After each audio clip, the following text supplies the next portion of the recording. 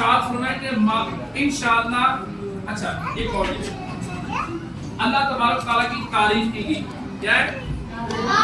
اچھا یہ تو ماشاءاللہ انہوں نے کیوں کہا ہے؟ کوشش کی میں نے.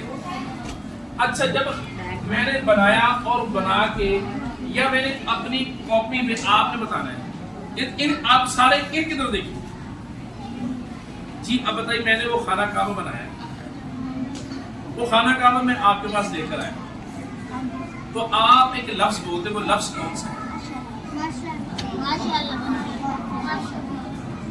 ان کے لیے ماشاءاللہ سارے کہیں مدینہ ہاتھ اٹھا کے ماشاءاللہ کہیں. آپ کو کہہ رہے پیارا سا نام بتائیے. انصر بتائیے انشاءاللہ کا مطلب کیا ہے؟ سوچ لیں.